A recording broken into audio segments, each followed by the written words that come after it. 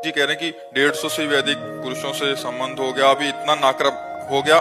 मैं भूतकाल की सारी वैसे छुपाने या शर्माने का विषय नहीं है। जैसे हम डॉक्टर के सामने अपनी हर कमी रखते हैं, ऐसे हम संत सदगुरुदेव के सामने अपनी बात रख सकते हैं। अच्छा, थोड़ा विवेक से सोचो, आपने ऐसा किया भी, क्या मिला आपको? मतलब परिणाम, कोई सुख तो मिला नहीं। तो हमें आप खुद अनुभव करके देखो, क्या आप ऐसा जीवन नष्ट करना चाहोगे? तो मुझे लगता है नियम और संयम में आना चाहिए।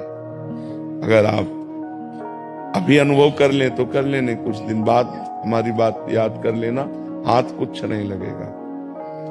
अच्छा, दूसरी बात, थोड़ा विचार करो, कहाँ क्या है सुख भाई? कौन सा सुख है? दुर्गंध और मल भरा हुआ है, वहीं से तुम्हारी रति है।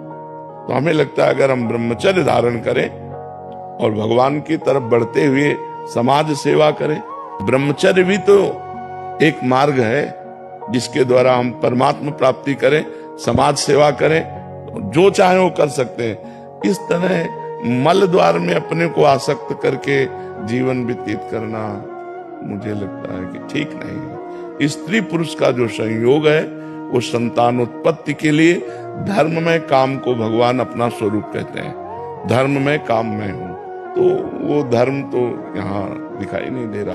संतान की आवश्यकता हो तो बहुत से लोग ऐसे हैं जो अनाथालय में संतान दे देते हैं। बहुत सी ऐसी सुविधाएं हैं जिनके द्वारा हम अपनी वंश परंपरा चलाने के लिए दूसरों की संतान, या अपने रिश्ते नातेदारों में बहुत से संतानें होती हैं, हम किसी से गोदनामा लेकर अपनी संपत्ति का अधिकारी उसे बना सकते हैं, पढ़ाएं लिखाएं, उसकी सेवा करें। हाँ, हम त्याग की बात ये नहीं कहते कि बाबा जी बन जाओ। देखो, ये तो हमारे भाग्य में भेष था। भेष से भगवान की प्राप्ति नहीं होती, उद्देश्य से भगवान की प्राप्ति होती।